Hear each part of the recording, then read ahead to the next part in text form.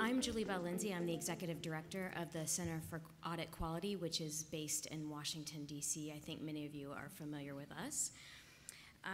We have a really exciting panel here today. I think it's going to be one of the most exciting, if I have to say, of all the different breakout sessions this afternoon, leveraging new and old media to promote degrees in accounting. Before we go further, I'm going to have each of the panelists just go ahead and do a brief introduction of themselves. I'm Ellen Glazerman. I work for EY. I lead the Foundation and University Relations.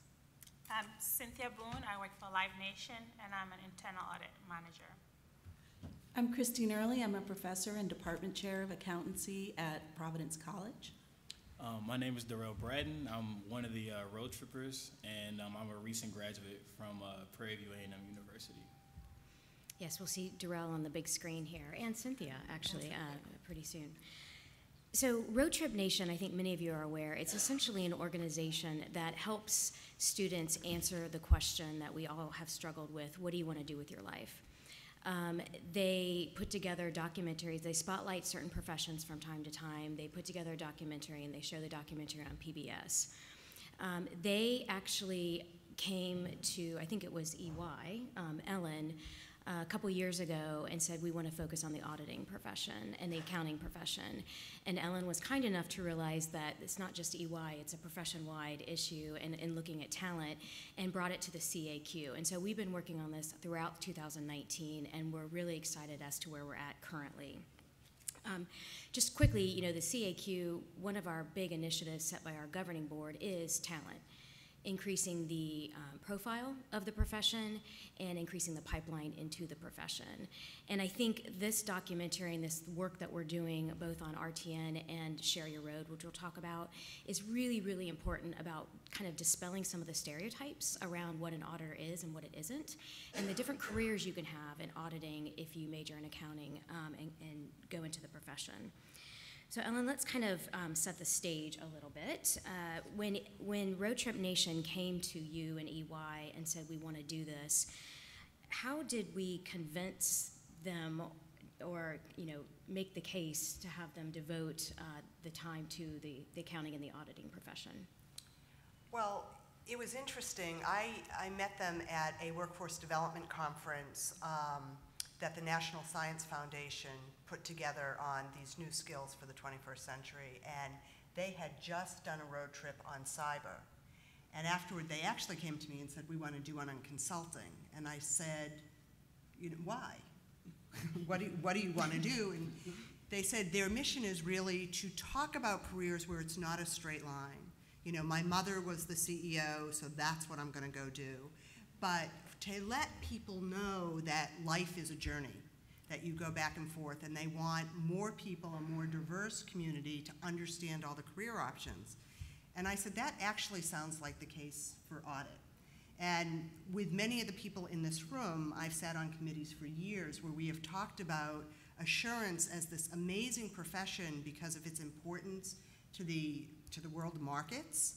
It's being counter-cyclical, so people always have jobs. It's a great career for first-generation college students, and we have this amazing message that we have struggled as a profession to get out. And I thought, actually, this is really what I think you want to do. And by the end, they were like, oh, we want to be auditors. That sounds pretty cool. So we agreed that the mission of Roadtrip Nation and the mission of assurance, it's really the story to tell. So it was easy. So Darrell, you already mentioned that you were a road tripper. Why did you want to apply to be a road tripper and take this journey? Actually, funny story. So I was literally going in between classes, and I interned with PwC the summer prior to applying. And my recruiter, she sent us these email blasts with like scholarships, different job opportunities, things like that. And Roadtrip Nation was one of the emails that she sent us, and just on my laptop, I was like, well, why not? I got some time to spare.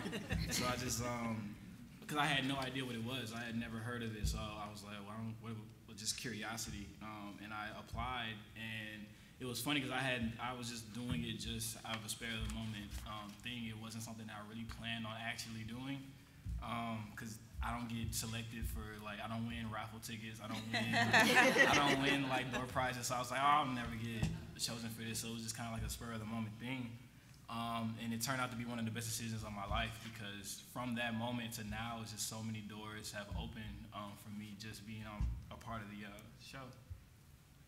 Well, I think now we're going to show the trailer. Before we do, I meant to mention at the very beginning, the Roadtrip Nation is in the final post-production of the documentary. It's still expected to be premiered in, I think, late May, and it will be on various different, PBS stations near you. There were 3 road trippers. Darrell was one, and they basically started here in Texas, in Austin, and went from Austin to Boston over 3 weeks last August. And you're going to see a snippet of some of the interviews that they did as they went through this journey, meeting with people who are currently still in the profession, and as we've alluded to, people who have gone on to other careers. Most of us live in this world of limitation and fear and scarcity. And the thing is, when we live in that place, we live small. If there's one thing I'd be willing to bet money on, it's that 20 years from now, you're probably not going to be where you thought you were going to be. We're all transitioning out of college, and we all have doubts and fears about what's coming next. Expectations that my parents had for me was to become a doctor. When I switched, I was terrified. It was like, how are you gonna make it? Especially for me, being a first-gen student, I really want to make my parents proud. By the time I graduated high school, I had a plan of what I wanted to do, but life happened. So what can I do that gives me opportunity to grow and actually take care of a family? I'm originally from the island of Guam. The whole goal is to move my family out here, so the quickest way I could get a job, that's what I'm gonna do.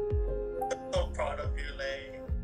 My shoulders get so heavy, like there's boulders on me. Came a long way. You're getting there, honey. I don't know where there is yet. When I tell people we're gonna be interviewing auditors, they think, why would you do that to yourself? But I'm actually really excited. 21 days across country in an RV. Interviewing other accountants and auditors to see what it takes to become successful. We all are going to be starting at Big 4 accounting firms. My hopes for the road trip are that we'll walk away knowing that we picked the right thing, that we are on the right track. Answer a lot of questions that I have, not even just accounting or auditing, but just life in general. The burnout and all the hard times and the hours and all that, I was wondering if there's any advice you can give. What we do in the audit profession and accounting, it's a lot of work, but there are pockets of time. It's an exciting journey that it wasn't expected. I've never experienced this before in my life. My parents are immigrants, and they worked a lot of hours as well to make a better life for us. How do you balance that with your children? People say, oh, can you have it all? And this profession, the accounting and auditing profession, really allowed me to do it all. So many different avenues you could take just from one degree. All of us represent some kind of minority. How did you maneuver that through your career? You don't let that obstacle be an impediment. You gotta take your own action. But you get your letters, provides you more flexibility in the marketplace and more choices. Everything that I want to do, he's doing or has done. That was like a eureka moment for me. It's definitely a life-changing experience for me. When we come together and we collaborate and we tap into our why and what lights us up, we transform businesses, the country, and the world. We have this ripple effect that's really powerful. Open your mind to what your passion is, whatever it is, and you'll find it in accounting. So you have a sense of the types of individuals that Darrell and his other road trippers interviewed. Just to give you a kind of a complete picture, besides the profession representatives, they met with, in addition to Cynthia, a former tax accountant who is now a baker, an executive coach, a financial reporting manager at an oil exploration company, the corporate controller at a liability insurance company, the CEO of a fraud, tax, and consulting firm, the CEO of a minority-owned accounting and advisory firm, and the new commissioner of the WNBA. So quite a different variety of individuals. So Cynthia, you participated in this exercise. You've had a really interesting career path. You got your undergrad degree here in Houston at Texas Southern University, master's in accounting at UVA. As a non-accounting undergrad, what made you switch and go into accounting? That's a good question. When I got to grad school, similar to what one of the road trippers said, I actually started in engineering. A semester in, I realized that was not what I wanted to do. And so I went to do finance undergrad. I was graduating around 2007. I was a junior, and I was about to graduate, and there was a recession coming. So I had a professor at the time. He was an accounting professor who, I talked to, and I was like, I'm really nervous about, the recession coming. I'm not sure once I graduate if I will get a job. I was not looking into accounting at all. I was looking for finance type jobs, and he suggested accounting. He said you should look into accounting. You will always have a job with an accounting degree if you do go down that route. There's always demand for accountants. And that was kind of how I started my research. I started looking into accounting and looking at the different types of jobs that I could do in accounting. And I think that for a lot of people, if you don't have somebody pushing you in that direction or guiding you and really telling you about all the opportunities out there, most people just don't know. And for me, that professor was the person that truly, for the first time, sat me down and said, accounting is not as boring as you may think. Because I thought, I was a pretty bright student. I was like, I'll do finance. That sounds more interesting. But when he opened my mind to it and I started doing research, I realized that this degree, once I have it, I really could do anything from there. Yeah. And just to follow up, tell us a little bit how you arrived to your current position and what you're doing at Live Nation. Okay. So once I graduated from Texas Southern, before I graduated, I got a great opportunity with EY, actually. They had this program called Your Master Plan at the time, where they would sponsor your graduate school to one of two schools at the time, and in exchange you would work for EY. So I did that for a little bit. But while I was working there, a friend of one of my best friends and I were developing a fashion line. So I really, I decided not to stay on with EY to go work on my fashion line. And that didn't quite work out. While I was working on that, I went to work for Nordstrom as a department manager. But the good thing about having an accounting degree is when I realized that was just too much work, I wanted my weekends, and I went back into the accounting field. I started looking for jobs. There were jobs there for me. I easily found an auditing job. So I found a job with a small regional auditing firm, and I worked there for about a year and a half. After working there for about a year and a half, I got the opportunity to go work at Live Nation. So I started, working at Live Nation about 6.5 years ago now, and I've been there since. Yeah. That's great. Chris, let's turn to you for just a minute. You teach an introduction to the accounting profession class at Providence. Can you tell us a little bit about the syllabus for that course and what types of students are enrolling? Yeah, so this is a 6-week course that we offer to junior level accounting majors. So every accounting major is a required course as part of our major. And what we do is we have the professionals come in for each of the 6 nights, and they're usually alums of our school, but they may not be. And the first 2 weeks are public accounting, so they get to see that the speakers come in and talk about their journey, their career path. It's not just, what the firms do. They kind of have a sense of what all the firms do, but really what the day in the life is of their job and how they got to where they are. It's interesting because oftentimes we have people who have left their firm, gone off and done other things, come back to their firm and explaining what their reasoning was and why they did that. The last 4 weeks of the class, we have people coming from, similar to Roadtrip Nation, coming from all different backgrounds. So people who have maybe aren't in public accounting, but have done other things with their career, just so students can see the wide variety of things they can do with an accounting degree. As part of the course, they write reflection papers, and I think that's a great way for us professors to get feedback as to what the students are thinking and how this is impacting their thoughts about what their career might be going forward. So I find it very helpful from that perspective, especially as a department chair, to get a read on what our students are thinking and what they're looking for in careers. It's pretty eye-opening. So, Darrell, we have talked about the eclectic group of people that you interviewed, you and your other co-road trippers. What was some of the criteria that you all thought about and looked to in choosing who you're going to be interviewing throughout this journey? It was kind of funny. So, like, going through the process of planning, like, what cities to go to, who to talk to, the producers basically gave us, like, 2 weeks or so to basically put together, like, a wish list of individuals that we looked to or looked up to try to talk to on the road trip. It could have been anyone, not necessarily just in auditing or accounting. It could have been anyone that we felt like could give us the answers that we were looking for. So for me, I chose 4 individuals. Sabia, I believe, chose 5, and then Leilani had 3. So from that list, they kind of picked who was available. Then, of course, like the time frame that we had.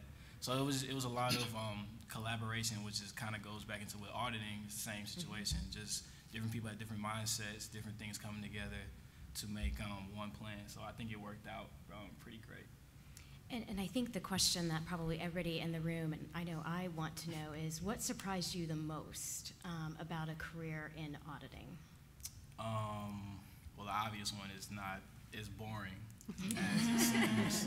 And then the other thing that I kind of figured out during the road trip is that auditing, the foundation of it is to help.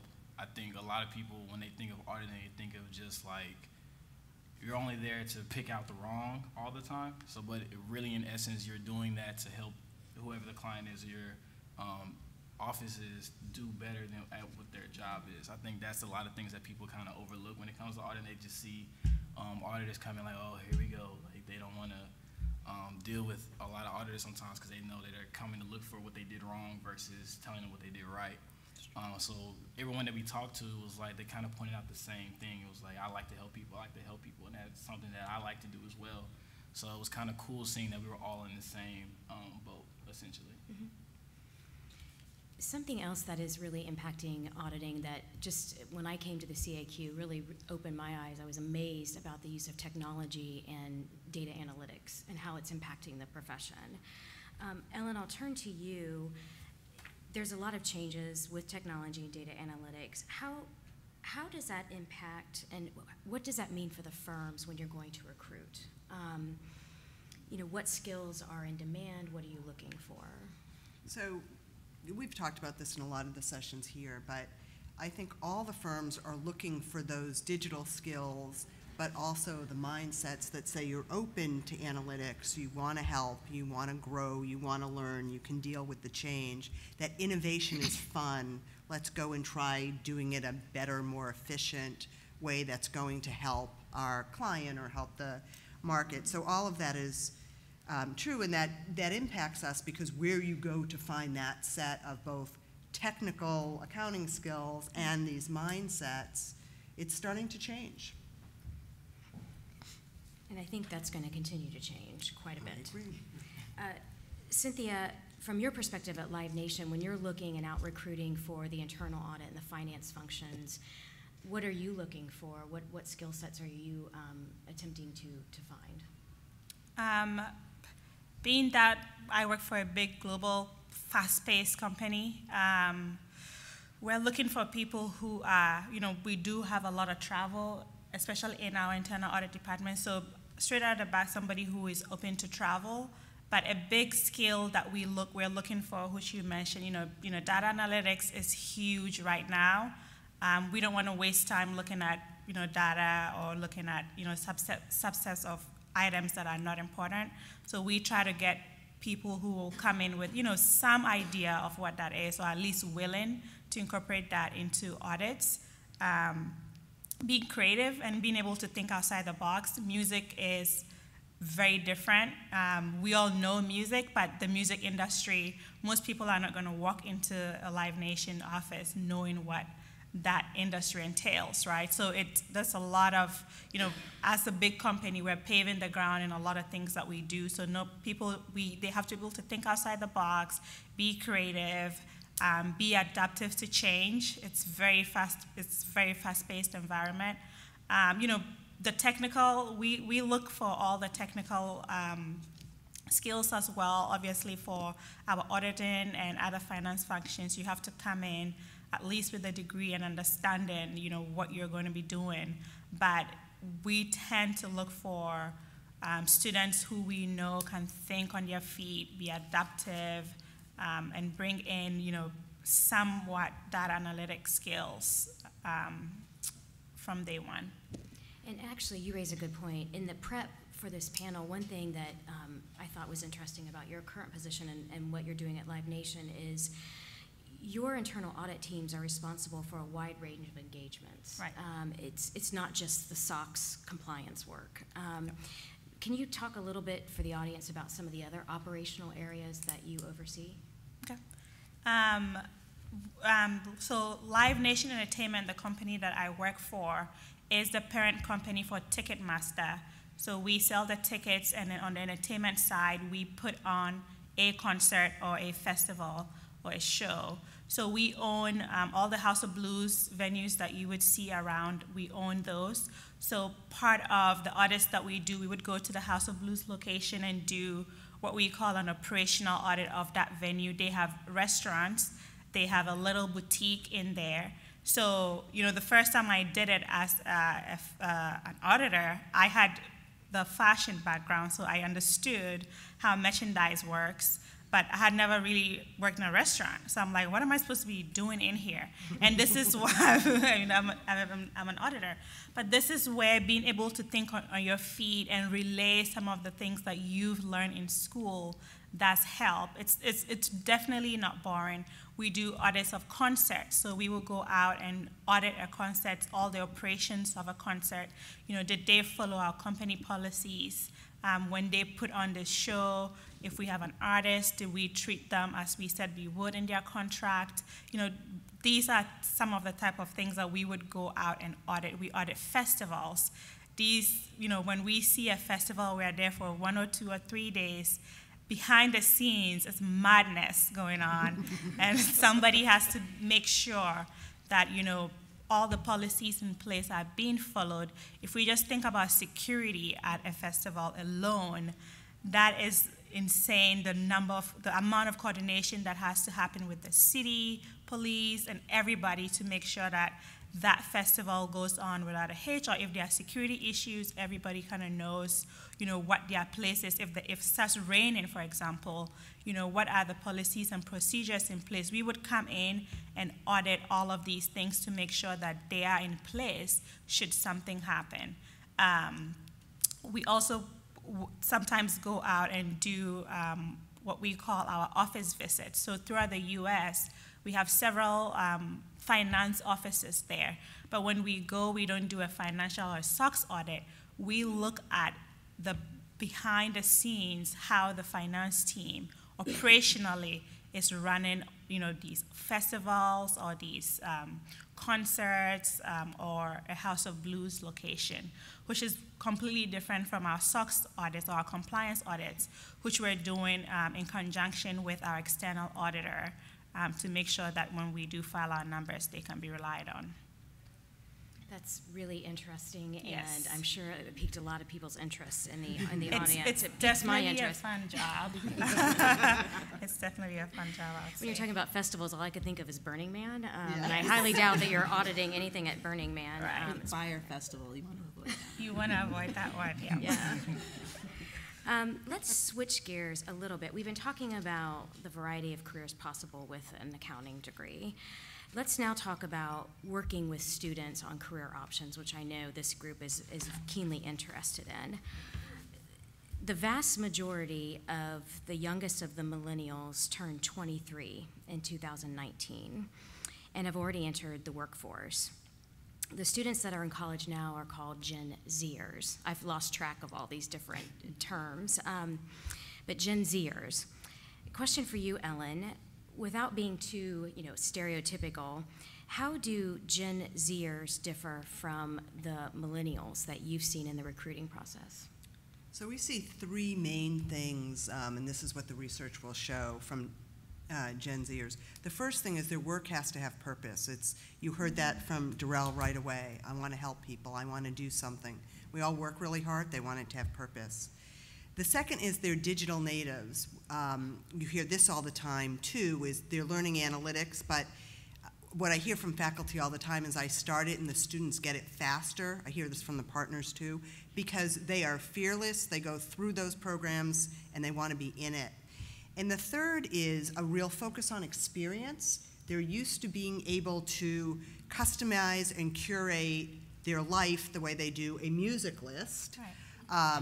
And so when you're talking to them about a career, and I'm sure Darrell and his colleagues came up with this, they want to know that they're going to do something that matters, that they're going to be able to get in there and use all the tools available to them, and that they're going to do the stuff where they can have added values, they can curate it. So you're going to talk more about the Share Your Road platform, but what I like about it is instead of the little boxes that we all filled out when we wanted to know what our career was, those bubble sheets that told us we should do something completely ridiculous to us, this, you curate what matters to you. I like business. What excites me? What gives me high energy? And it gives you a list of things so you can find out accountants aren't boring. They can work in music. They can be bakers. So this sort of matched the Gen Z priorities that we heard about. Okay.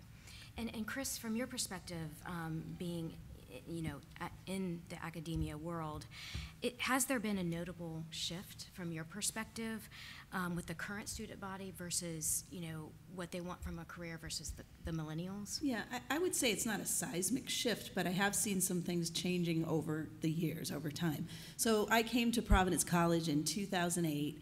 And our school was not known as a very tech-oriented school, and we're about liberal arts and critical thinking and higher level thinking and that sort of thing. And I used to have to really pull teeth to get my students to even do some basic software type tasks, and they would get nervous about having to learn something new.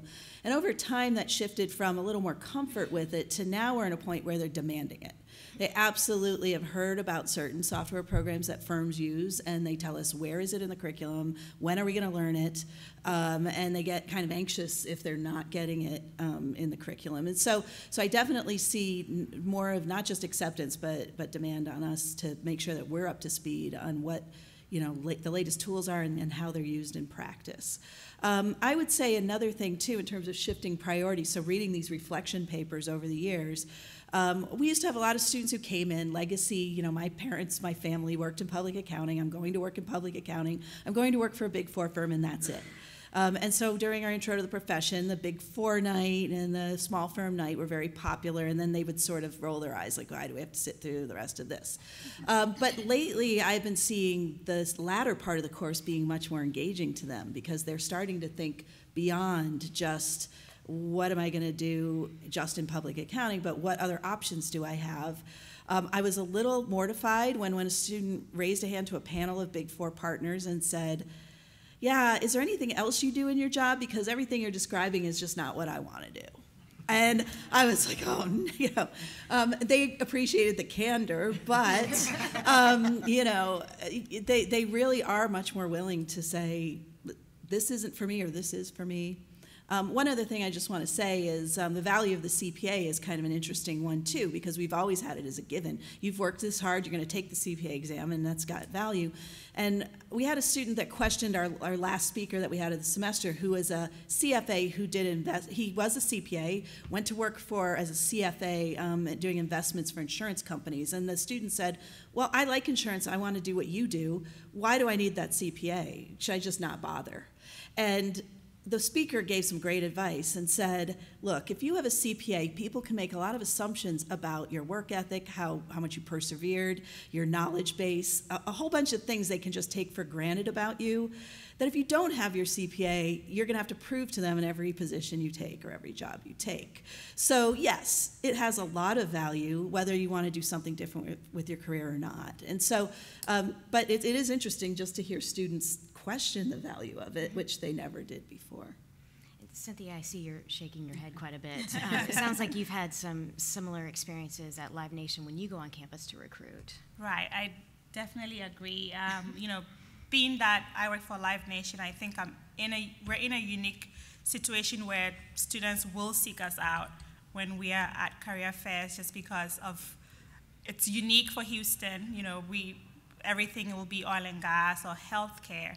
So having Live Nation at fairs, generally we're just going to get a lot of people with interest, and you know, being able to let them know that we're not only doing, you know, financial audits, which, you know, that's what I do. I'm the SOX manager. I think it's fun, but the operational audits, I think, is what really do draw, you know, students in, because there they can be creative. If they have a passion for music, they can kind of, you know, do their auditing, but also get to experience that when they go out to do these audits. And, you know, these students are coming in, they do have a great sense of purpose, which is really interesting to see. You know, from day one, they want to know what's the next step. And, you know, we like that, and we like being able to, you know, plan with these students' careers in mind, if we have people who are that proactive. And, you know, regarding CPAs, we recently hired a few people who were maybe less than a year out of school, and every single one of them is trying to get the CPA because they do understand, you know, once you explain to them the importance of getting it. Yeah. Jarrell, you are a Gen Zer. We're talking about your generation, and you're here in the room. What are your thoughts on, what are your career aspirations? Does this sound very familiar to what you're hearing? Totally wrong. No, for me, I think a lot of us in my generation, we're looking for a lot of stability as far as career goes. I think a lot of us have this hidden fear, or some is hidden for some kind of express it, but we don't want to be those graduates who go 4 years or sometimes longer for a degree, and then you get out of college and then you have zero job. Like, that's really like a big fear. I know for me, that was one of the reasons why I chose accounting in the first place. Kind of how Cynthia was saying, like, you're always going to be in demand, so you're always going to have job opportunities. Another thing I think also is the room to grow. I think a lot of Gen Zers, we have this thing where we feel like we don't want to do the same thing every day. We don't want to get into a routine where you know what you're going to do every day. Like, I think that kind of like makes things boring for us. I think like a knock on us is that we don't stay in places a long period of time. And I think that's probably one of the reasons, because you get into a routine and then you get bored. Like, you don't, you want to do something else with your life.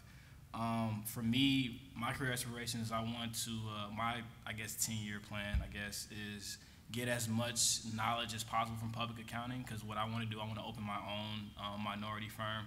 Similar to one of the interviewers that we talked to, I don't know if you heard about it, he did everything that I literally want to do in my life. So it was kind of cool that seeing him, it's different when you have a dream of doing something, but when you see it, like a tangible example of it, it kind of awakens your drive. It's like, okay, if he can do it, then I can do it, kind of thing. And then that kind of goes back to the Gen Z thing too. A lot of times we see these goals, or these end goals, we don't really know the step-by-step process of getting there. But I think with careers like accounting, which is probably the most stable. Well, I'm probably a little bit biased, but it's probably one of the most stable careers you can probably find, because, like I said, it's always in demand. It's always room to grow, and then those are just things I think that we look for. And are you planning on getting your CPA? Oh, I'm head into studying right now. Actually, I'm actually overdue. We'll keep moving along then. I had told the panelists I was going to switch the order of the questions, but I'm going to stay in the order that we had planned, because I think the next topic is kind of there's a good segue here into that topic, which is, we're talking about all these different areas besides just financial statements, where auditors can play a very important role. At the CAQ, one of our big initiatives is called the evolution of the audit, and the fact that there's so much more information that companies are reporting and investors are, quite frankly, asking for and relying on outside of the financial statements. Non-GAAP measures, key performance indicators, sustainability is a really, really hot topic right now. As you all know, most of that, if not all of that information, is not subject to an independent audit. It's not subject to the rigor of third-party assurance. And at the CAQ just last December, we released what I call a very foundational paper. It's free and it's on our website. It's called The Role of the Auditor in Company Prepared Information, Present and Future. It's a very long title. I lost the battle on the title. We call it RODA as an abbreviation. But it really lays out in very stark terms where auditors are involved, i.e. internal controls and financial statements, and where they're not involved, which is all this other information that we're talking about. So with that as background, question for you, Ellen. Given this increased market demand for information outside of the audited financial statements, we're starting to hear more from investors about the reliability, the credibility, the comparability of that information. And we believe that audit firms have a role to play with that information, expanding the role of the auditor given their core competencies: skepticism, objectivity, standards-based analysis, and subjective judgment. No machine can replace those types of skills. So is this, do you think, a positive development for in terms of the attractiveness of the profession to the Gen Zers? I think it's positive for everybody, I think we're all thinking about the world and sustainability and the fires, everything. I think it was this week, a little lost track of time, EY appointed its first global vice chair of sustainability, who is doing both looking at sustainability of the profession and the firm, so how we're doing and achieving our purpose, and our role as sustainable citizens, so what are we doing in terms of our business practices, and it's an audit partner, what does this mean to our clients? Because we're hearing so much from our clients, especially outside the US, about all of these issues. So I think it's very hot for everyone because it's impacting all of our worlds. And Chris, I saw you kind of shaking your head as well about the positive development. I wasn't sure if there's anything that you wanted to add. Yeah, well, actually, so I teach an MBA advanced auditing class, and I just talked about this topic the other night about, have you heard about machine learning and about different things like that and data and analytics and taking over the profession? And we talked a lot about where the auditors will add value in the future. And students they all had come from internships, and they had already started to see where judgment was becoming really important. And I kind of told stories about the old days, about some of the audit work I did when I first came out and how different it's going to be for them now coming out. And I think they get that. The firms have done a great job of showing them that on their internship experiences, and a lot of them are just really looking forward to the kinds of things they're going to be able to do. So I do think it's improved the attractiveness of the profession. Just sticking with you for just a minute, one other thing when we're talking about students, the CAQ member firms are very keenly interested in building a diverse workforce with a particular interest in underrepresented minorities. One of the, I think, key motivators for the CAQ in engaging with RTN, or Roadtrip Nation, was the ability to produce material that could reach, the communities and a broader reach, including underrepresented minorities. What kind of challenges do accounting programs have in attracting minority students to the major? Yeah, so there's several challenges. I'm at a school that has had, as part of our mission and our new strategic plan that we just came out with, is really trying to improve diversity and inclusion on our campus And the school has done a very good job of that. And we have tried in the accounting major to kind of put out there the value proposition, if you will. Darrell mentioned just not knowing what you don't know about the profession. But I will say that the challenges are on our campus, accounting is seen as one of the hardest majors. It's an acronym ABC, accounting, bio, and chem are the 3 hardest majors on our campus. And when students hear that, they immediately think, oh, well, I'm not going to go into the hardest major on campus necessarily. So we do things to try to, show them that there's a lot of support. There's a lot of support of the profession. There are a lot of opportunities. We started a NABA chapter this year, which we're very happy about. We also have an Alpha chapter on our campus, and the two are working together to really attract students. I would say, in addition to just minority students, we have first-generation college students, and they may not be minorities, but they have similar challenges in terms of just not having the networks necessarily that other students have, and having to figure out, how do I build a network? What do I wear to an interview? No one's ever really kind of told me about some basic things, right? And so, and I keep sort of, when the NABA chapter is being formed, we had a focus group of students, and some of the challenges they came up with were extremely surprising to me. Things like, we offer tutors in all of our accounting courses, and we tell students all the time, this is there for you. You can come to our office hours. We're a high-touch institution, so we're used to them coming to our office hours. And a student told me, for my neighborhood, if I went to a tutor, I meant I was dumb. And I'm sitting next to, and he took him till his junior year to figure out, he said, I'm sitting next to kids from private schools who are used to going to tutors. And so they went to tutors, and they were successful. And I avoided the tutors because I thought it would make me look dumb, and I didn't realize until it was too far down the road that I should have been taking advantage of that. And that was so eye-opening to me as a faculty member, to not just tell them, go to tutors, they're there for you, but to try to listen to what they have to say and meet them at the level that they're at. So and I think you've already kind of talked about this to a certain extent, but if the documentary comes out, and we know we're going to be pushing it out as far as we can to all of you and for use, if we are able to increase the amount of minority talent coming in and interested in an accounting degree, what steps could universities take to ensure their success and to keep them? Yeah. So in addition to offering a supportive environment, and I would just say, Tim Ryan came to our campus last year and spoke about how when he shut the firm down and they listened to what their diverse professionals had to say about not being able to bring their authentic selves to work, it was very eye-opening, and they started to then have more dialogues about how to improve the situation, right? And I do encourage all at campuses, we need to sit down with our students, all of them, and I sat down with a focus group of students who are accounting has been in their legacy for their entire lives too, who did have that network, but just to kind of get a read on what it is that's going on with them and what their challenges actually are.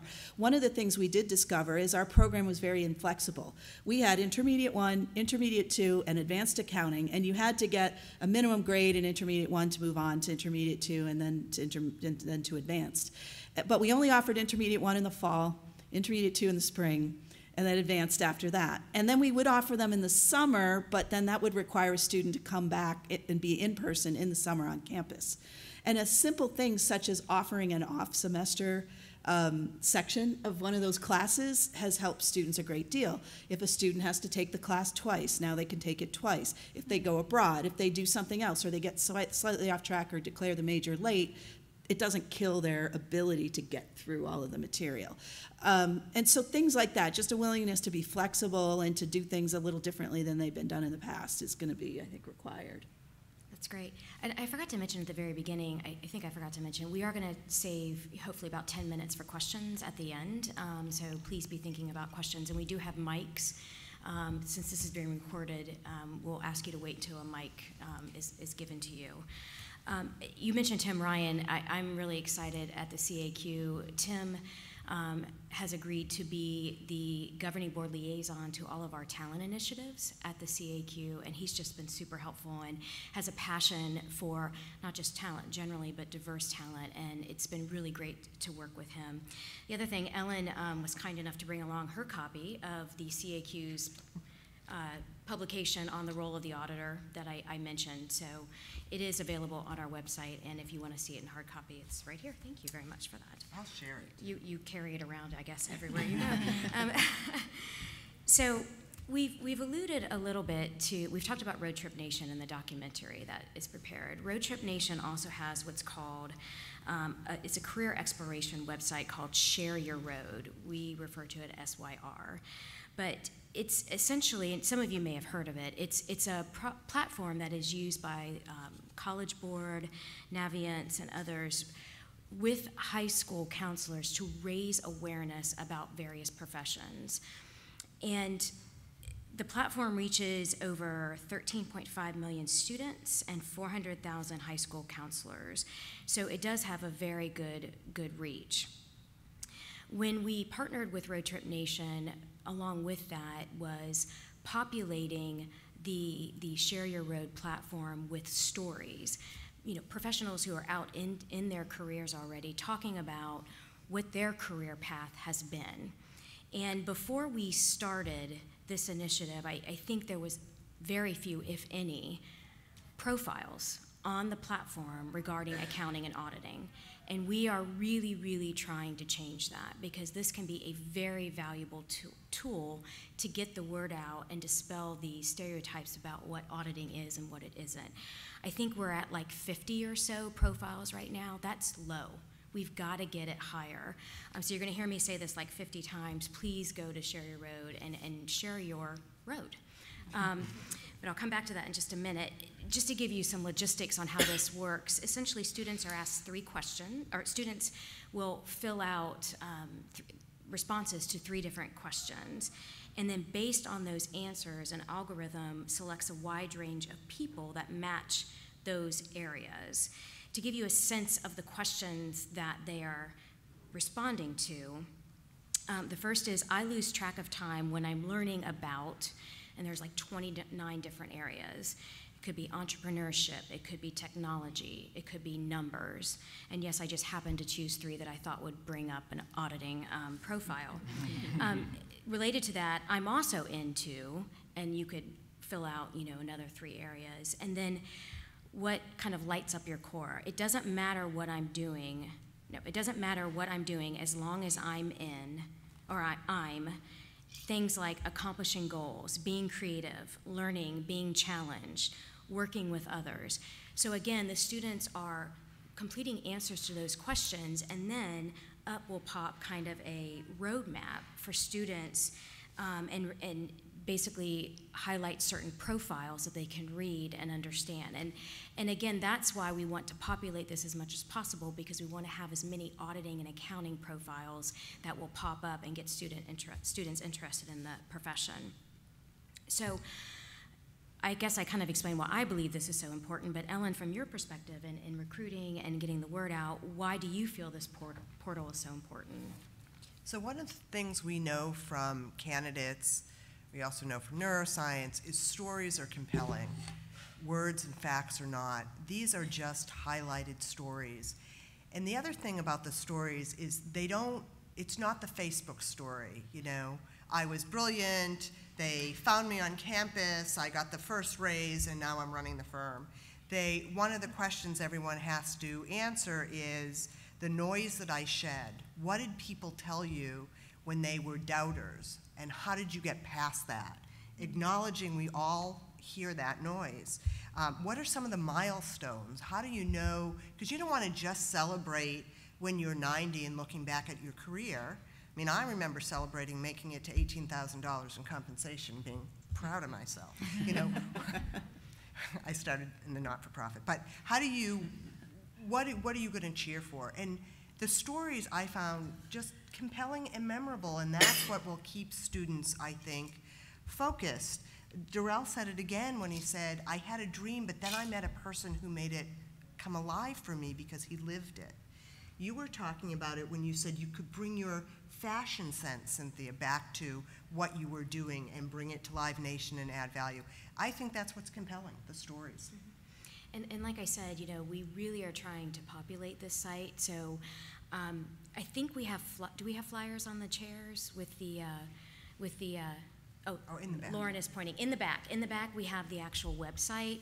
I'm going to, it's discoveraudit.shareyourroad.com. Please spread the word. Please go ahead. It does not take very long, and you will never know how your story could impact, future students coming into the profession.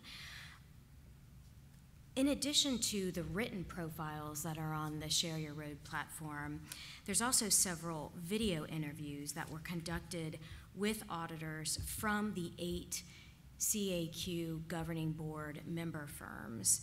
And we've also compiled a short video that we're going to show kind of snippets of those video interviews to give you a sense of the type of information that is on Share Your Road's platform.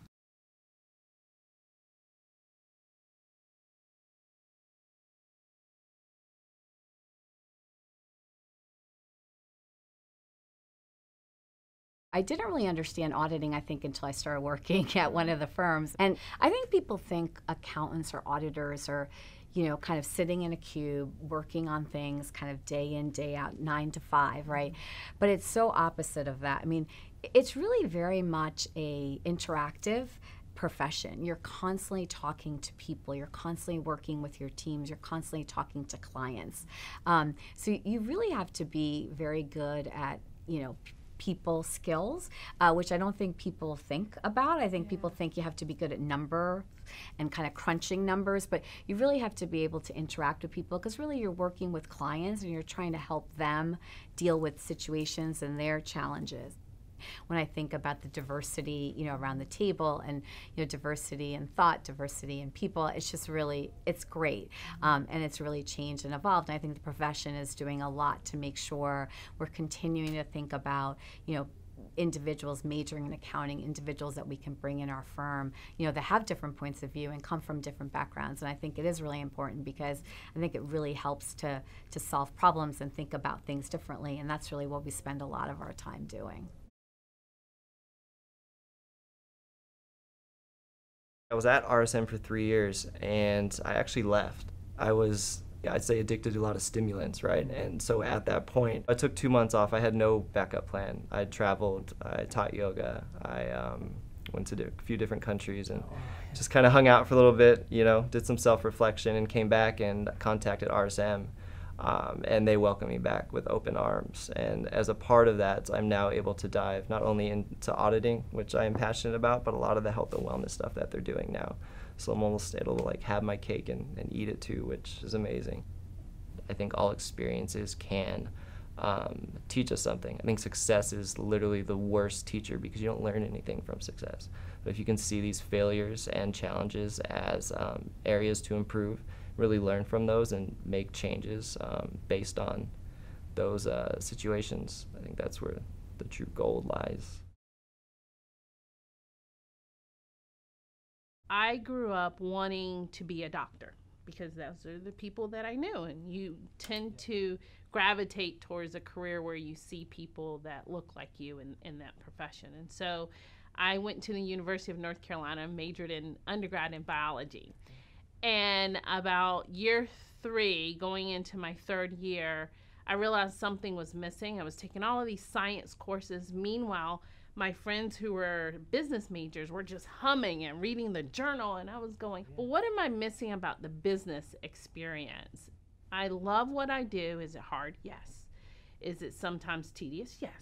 But is it so rewarding and it has allowed me to go and do different things? Absolutely. And I love the people I work with. And for me, that is what I had to reconcile is, am I enjoying what I do today? And the answer was yes, every step of my career, so I stayed.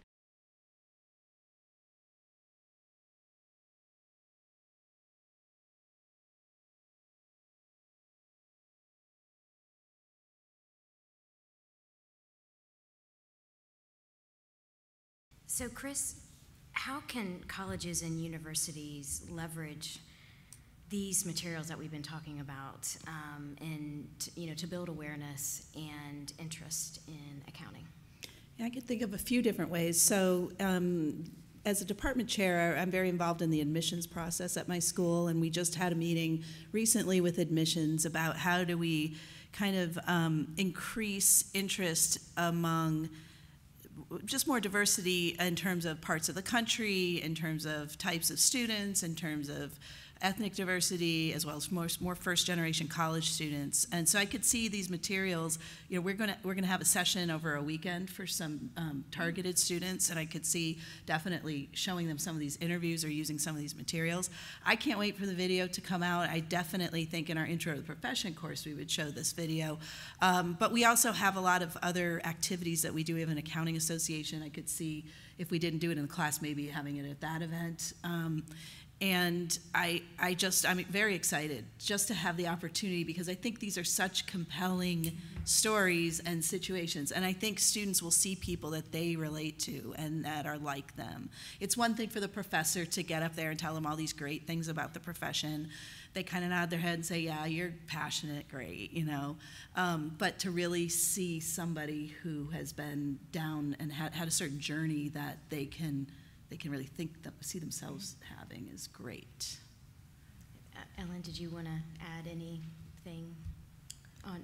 I know that you're already probably experiencing the Share Your Road platform, and you're very interested in that. But as far as the documentary, is there any plans for you? Yes, we shared with our global firm, the assurance leaders, about this, and they're really excited. They want to use it outside the U.S. because they think the story is pervasive. And we expect to use it in some of our early recruiting freshman-sophomore activities to get people to start to understand as they go through their journey of figuring out what to major in. So we plan to use it extensively, both in the U.S. as part of our early recruiting and globally.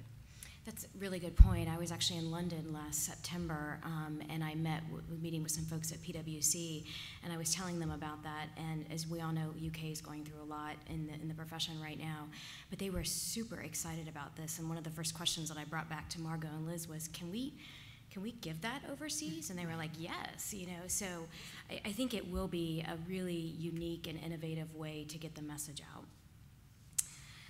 Okay, Darrell, back to you. So starting back from the very beginning, why did you decide to be an accounting major? Coming to college, I was a first-generation student, so it was a lot of kind of just not random, but just I didn't really know exactly what I wanted. Like, I had an idea, but as far as like, okay, I want to do this, I had no idea. So I started school off as a marketing major. And of course, as I'm sure with all colleges, you take your core business classes you have to take, like your intro like that. And my professor, who ended up being one of my mentors, he brought in one of his colleagues that he went to school with, who was actually a partner with I want to say it was EY, if I'm not mistaken. And you can just say that. And the first thing he said to us was like, okay, all your other majors are great, because of course you ask like, okay, who's this major, who's that major, et cetera, et cetera. And I think he asked who's the accounting major. There's only like 3 people that put their hands up, which was in an accounting class. It was kind of funny. So he was like, okay, for the rest of you, I make 6 figures and I be in meetings most of the time. And that's all I needed to hear. I was like, okay, so where do I go to change my major? But of course, for me, it was just, for me, my strengths as a person, I knew what my skills were, but I didn't know what industry or what major I could really put them into yet. So when he told me that and I talked to him, it was just a hand-in-glove fit, like the collaboration aspect, the helping people, the numbers, because I'm good with numbers, but it was bigger than that for me. Like, the way that accounting is like the language of business. So, and then with auditing part specifically, it was the fact that I can come into someone's business, or I can talk to somebody and I can say, okay, like, you did this wrong, this is how we're gonna fix this. So the fact of the process of what an audit actually is, it like spoke to me, and it really made me curious as to why people actually do this. So that's what definitely led me to do that. And what advice would you have for, high school students, or even, fellow classmates in college, when they're thinking about what they want to do next? What advice would you give them? And related to that, what are the benefits of a major in accounting? So the first, as far as advice, I would say yes a lot. For me, I think a lot of times you get into this routine of life and you kind of be like, that's probably not gonna work, so I'm not gonna do that. Like without even really giving it a real try. As far as like for instance with me with the Roadtrip Nation thing, like I would have never thought that I actually would have made it, let alone be here like 3 months after that. Like that, it was even on my radar. But because I said yes one time, so many doors have opened since then for me. So I would definitely advise, like, if you have a curiosity of anything, like, just go with it. You'll never, at the end of the day, at the least, you'll say, okay, I tried it, I didn't like it. For me, it was just easier for me to transition from learning something in the classroom to applying it when I did my internship, because I said yes to something. Like, when you say yes, I feel like a lot of times you learn things that you normally wouldn't do if you put yourself in a box. And then just the benefits of majoring in accounting, obviously, it's a great career, great industry. It's kind of cool because for me, like I said earlier, I'm a first-gen student and I'm also a father. So my daughter Hayden is 3 years old. So for me, I always wanted to make sure that I left a legacy behind me. It's not just about me, because I know the people behind me are gonna look up to me years down the line. Okay, like if he can do it, then I can do it, kind of thing. So for me, I'm already graduating, I'm only 22 years old, and I'm already making more than both my parents, like just fresh out of college. So like just those kind of benefits, and of course just the networking, the industry, like you can learn so many different industries, and then accounting in itself is so versatile that you can really apply it to anything. You don't necessarily just have to be in public accounting your entire life. You can do anything you really want to. One of the people that we interviewed, Brian, he failed the CPA exam 18 times before he finally passed it. So and then now he's a baker, so he doesn't even really, you know what I'm saying, just having that to fall back on in case that you want to do something else, I feel like it's really attractive. So that's what you said. Brian was the baker? Mm-hmm. Okay. Yes. And this wasn't on the list of questions, but I'm going to ask you anyway. What was it like in the van for 3 weeks? And I didn't realize you guys actually drove. Yes. I thought that was, I'm a lawyer, so I thought that was a liability issue. But as far as just, it's funny because imagine the worst camping trip you could think of, but put it on 4 wheels. Like it was just with strangers. So that was kind of the little like secret as far as like the cherry on top of the whole thing. But definitely it was a once in a lifetime experience. You don't get that kind of experience every day. Just go back to what I said. When you say yes to things, you'll never know what doors are open for you. But living on the RV for 3 weeks straight you don't get a hotel. You don't have, well, you have a bathroom on the RV, of course, but most of the time we got off and used the RV parks bathrooms or whatever have you. But just you learn to appreciate more like what you have, I think, when you don't have it. So like I became a plumber because I had to put the pipes or the fluid from the clean water, you know what clean water is, and so you know that goes to that one, so you're not brushing our teeth with toilet water. Like it's just it's so many things that you wouldn't expect that was a part of just living in an RV with 4 strangers. So it was just life-changing. But now we're like best friends. Now we're a big family. So. And I think it's accurate to say that all 3 of you have decided to go into, obviously you have, but a career in accounting and auditing. Mm-hmm. So I think that we could now maybe open it up to some questions. And I also would be, I'm sure Chris and others in the academic community, if you have thoughts about how you could use this documentary and the Share Your Road platform, I'm sure exchanging information, sharing information and ideas would be very much appreciated by this group. I think challenges in any accounting department is that a lot of times we'll have speakers come in and we'll have to talk to our students, but what happens is we're not getting it to a broad enough audience. It's like, okay, yeah, I can have a speaker come into my advanced managerial class and they're going to talk to 30 people, but we have probably 70 or 80 other people out there who they didn't get to talk to.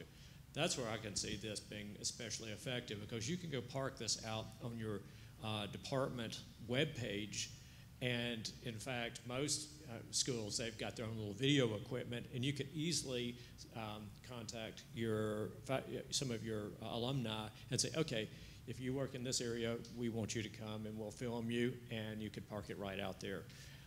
The other thing I wanted to ask y'all about is, I have a lot of first-gen students that I teach, And at our school, it's fairly cost effective. Their tuition isn't too much.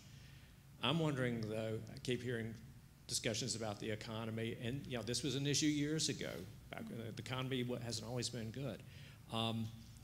What role is student debt playing in students' decisions and maybe the perceptions of going into accounting? If I could just start, I think that obviously many students are thinking about student debt, but just advising them and letting them know that this is a field where more often than not they're going to be employed, so they will be able to pay back those student loans. I know so many people with accounting degrees who do anything from working for an audit firm, working in internal audit, doing compliance. I mean, there's so much you can do with that. So I think that just giving them that information about the fact that there are so many opportunities they can do in audit and not siloing them to one thing, they will be employed and therefore they will be able to pay those student loans, which is really what everybody is concerned about, in my opinion. My follow-up on that was going to be to Ellen is, we're hearing more about businesses trying to incorporate that into the compensation package, and y'all may have been ahead on this, but are y'all doing anything like that? And could you kind of explain it just a little bit? Yeah, different firms are doing different things. We help to repackage. Sometimes we help to repay. When you pass the exam, you get a bonus. You get your prep repaid for the CPA exam. So I think everybody's looking at this and they're very aware of it. None of us want anybody to fail because of their debt. So, and we're sophisticated financial organizations, so we have a lot of resources to help. Everything from free personal financial planning services when they first come out to debt repayment or restructuring and bonuses. And even though I don't work for a financial firm, I know Live Nation, they do pay a certain amount every month towards student loans. But it's also, students coming out of school, like we've already said, will go out and find that information. It's just encouraging them that there are companies out there who will, pay a little bit towards that for you. Chris or Darrell, anything to add? Not to put you on the spot, just so I saw a lot of head shaking. So, any other questions or comments?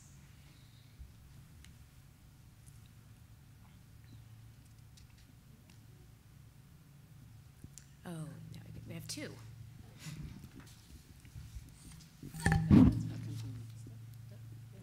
Oh, sorry.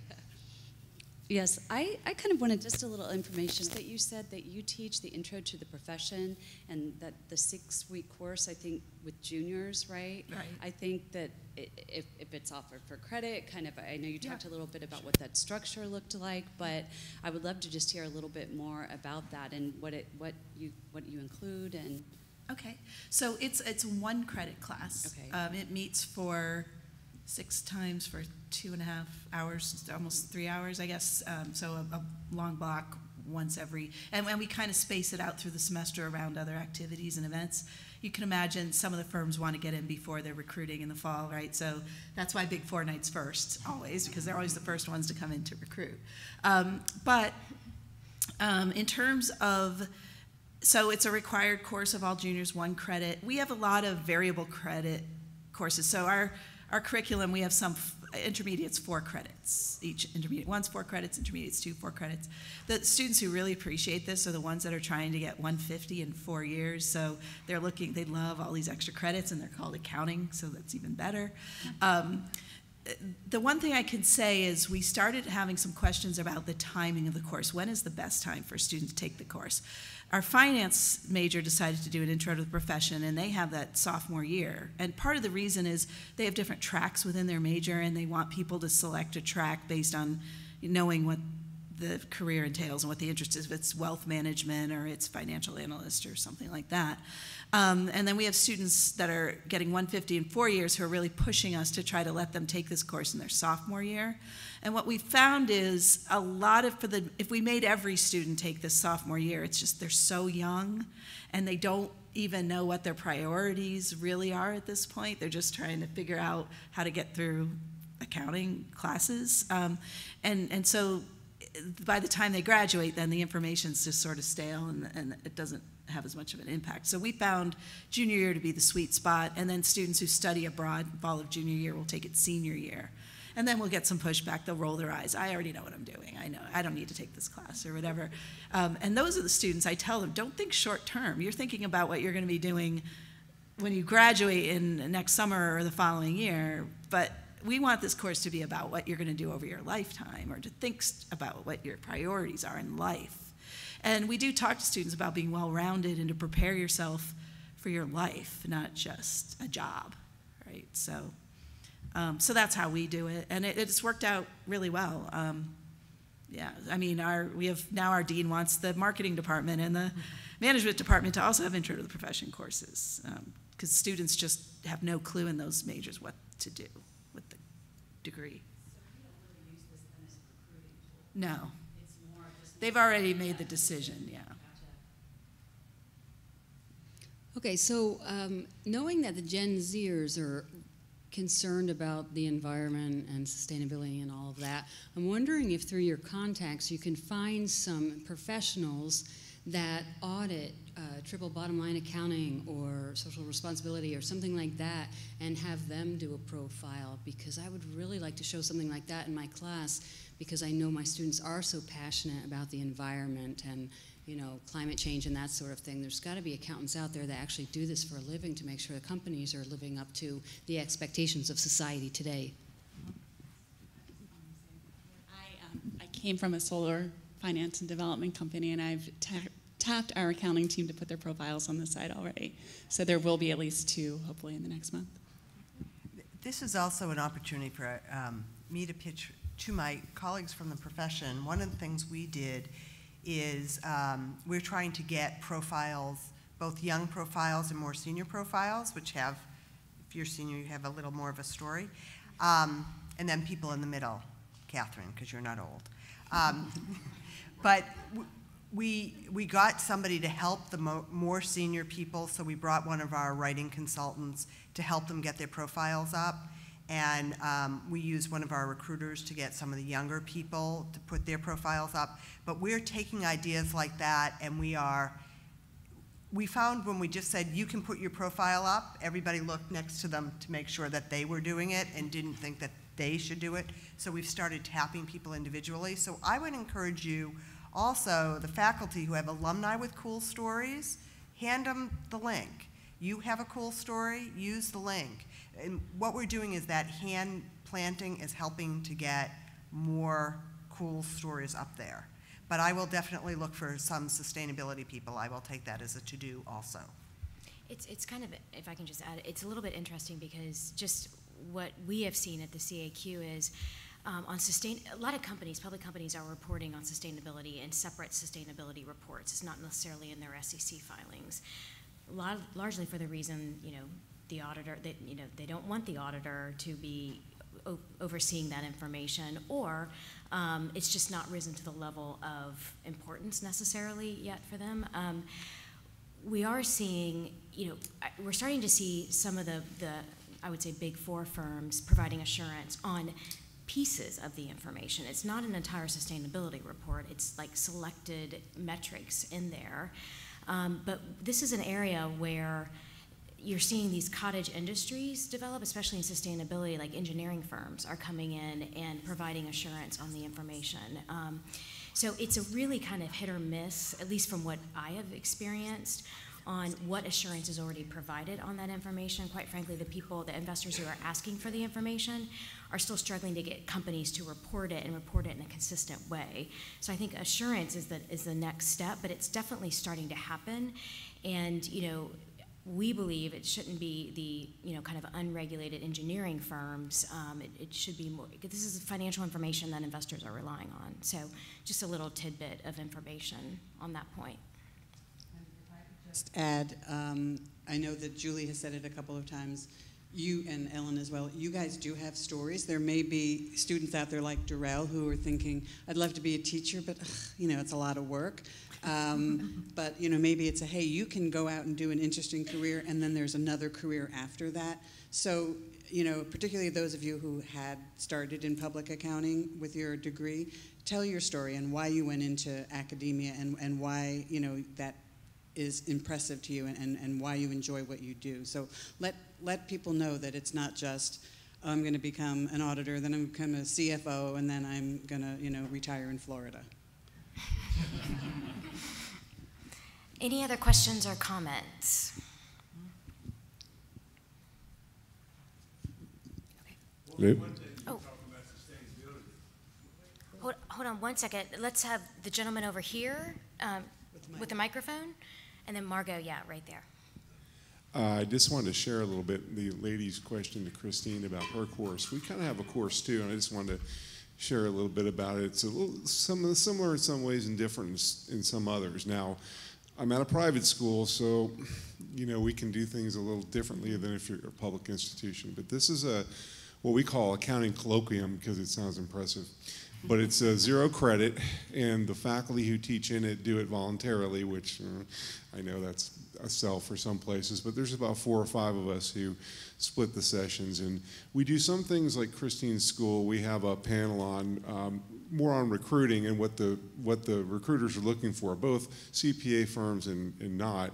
And then we have the other panel, which is an alumni panel. The path we took is what we call. And that's probably the most like session that we have.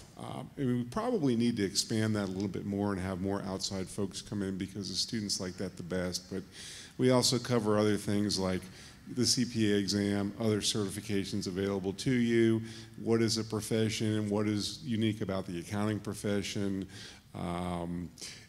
things like that they wouldn't otherwise maybe get in class. And it's designed for the first semester junior. Things that we just feel like they need to know early, that they need to start getting on internships, the firm, summer experiences, all that. And so we've been happy with it so far. So I'd encourage anybody who's looking to do, whether it's Christine's model, our model, somebody else's, we think it's really helped the students. Thank you very much. I'll make a couple of comments. One, going along, one of the things I do in my class, my auditing class, is that I have assigned the different accounting organizations, because I tell my students it's not just not public accounting, and I give them the IMA. They talk about the Institute of Internal Auditors, PCOB, FASB. In other words, I give them, and they have, what they do is they have to make a presentation. They have to write a paper on it and make a presentation to the class, and they learn a lot about the profession that way. So that's one of the things that I do in my auditing class. But I wanted to get back to this sustainability. One of the things that you, I guess one of the things point you made, I think it was Julie, I think you made it, that the sustainability seems to be something overseas, that it's something that's kind of grown. And I did see, I have reviewed some reports where I saw Deloitte, for example, I think has done some work in this area. It might be that for this road trip or whatever you call it. Roadtrip Nation, Roadtrip. Yeah, you might want to have the big 4 firms talk to their foreign partners, have some of those talk about the sustainability. That's just a thought. Yeah, absolutely. I don't know if I said it was mostly overseas. I mean, obviously, I think it's a requirement in Europe to do some of these disclosures. It's not a requirement here in the U.S., but it's very pervasive in the U.S. The point I was making is investors are just trying to get the information and get companies to report it. They haven't even gotten to, do we want it independently assured? Obviously, there's no requirement to have it independently assured, but I do hear more and more from investors, and I mentioned this when Ellen and I were talking, they're very concerned about the reliability, the comparability, and the accuracy of the data that's being disclosed by companies right now. We just do have that sustainability board, which I know Bob Hertz, yep. former chairman of FASB, is a member of. So. Yes, and I think I mentioned at the breakfast this morning, Larry Fink of BlackRock just issued a letter to CEOs earlier this week where they basically chose the SASB standard, because part of the problem is there's so many different standards that companies could use. But BlackRock is saying that they believe a combination of SASB, and I forget the other acronym, that they're kind of combining those. So it's a very, very hot topic right now. Any other questions or comments? We have a little bit of time left.